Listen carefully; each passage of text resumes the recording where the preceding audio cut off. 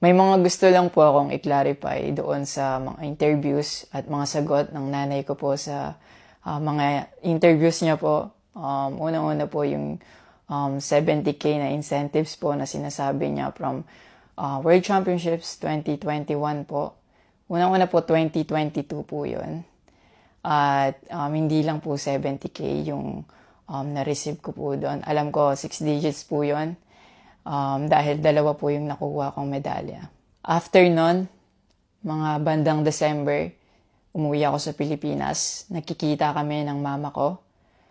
At hindi niya sa akin sinasabi na na-receive niya na pala yung incentives ko from World Championships. Hindi ko pa po malalaman na na-receive niya na po yung incentives ko kung hindi ko pa po hinanap.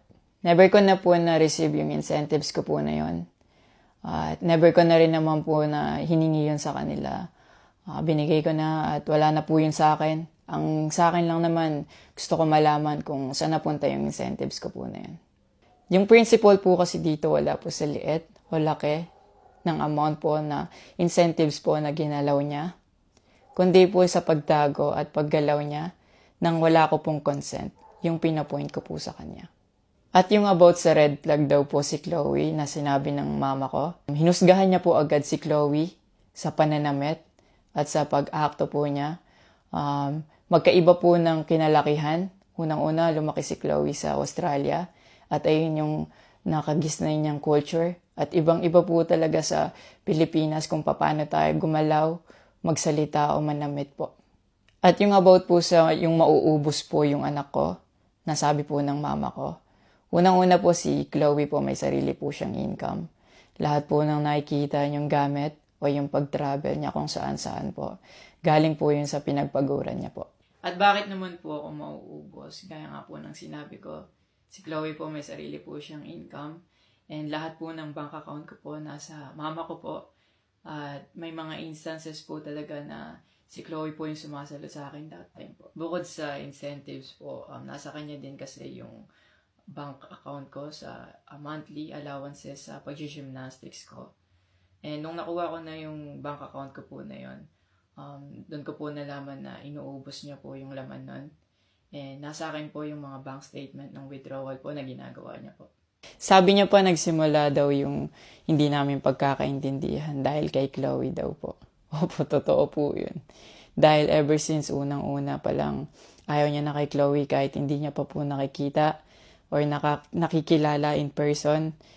And mas nagkalabuan po kami nung naglagay po ako ng boundaries sa relationship ko. Kasi pinaglaban ko po si Chloe dahil gusto ko po siya. Yung about sa training camp na kinikwento niya na si Chloe dapat wala na daw doon, sabi ng former coach ko pagdating nung dalawang magte-training camp doon.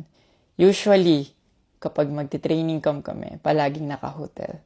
And miscommunicated yon na doon pala sila sa akin na mag-i-stay. Hindi rin totoo na pagpunta nila doon, nung dalawang bata, dapat wala na si Chloe kasi sabay-sabay silang pumunta doon. Actually, nagulat pa yung former coach ko kasi nandun si Chloe. Minelcome naman namin sila talaga.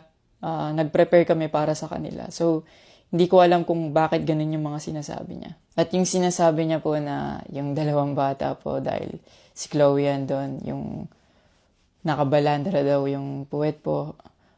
Bilang nakakatandang kapatid po, bilang boyfriend ni Chloe po, at bilang ate at kuya po, kami po aalagaan po namin sila. Hindi namin po gagawin yung mga iniisip niya na ganon ang dumi niya mag-isip at hindi appropriate yon para sa akin at disrespectful yon actually sa akin and kay Chloe po. Yung sinasabi niya na so dapat wala daw pong outsider or guest po doon sa apartment ko po.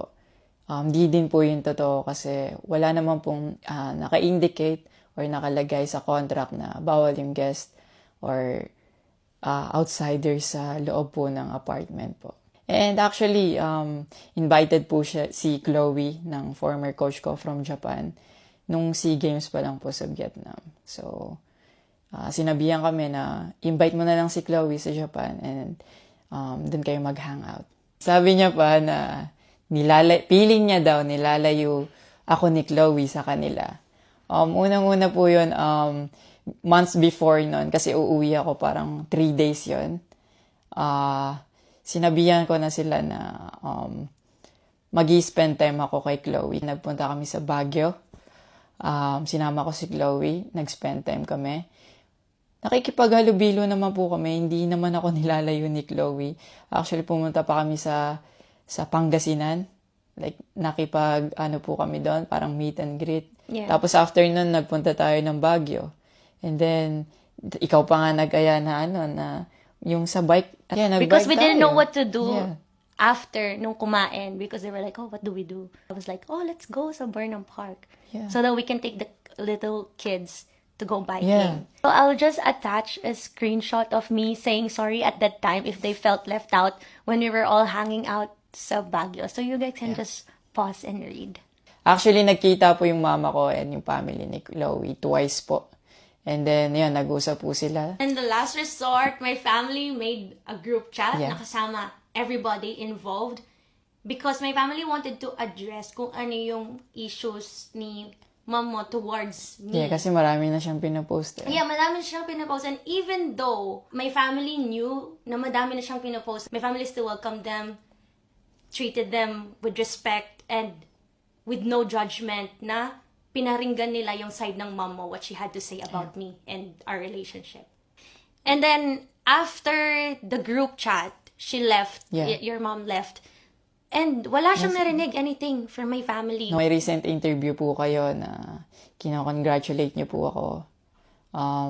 Kung genuine po talaga kayo, maraming salamat po. Ina-acknowledge ko po yung pagka-congratulate niyo sa akin. Pero nagpa-flashback pa rin po talaga yung masasakit yung sinabi sa akin at yung mga hindi nyo pag-wish well sa akin. Like, tumatatak po yan sa akin talaga.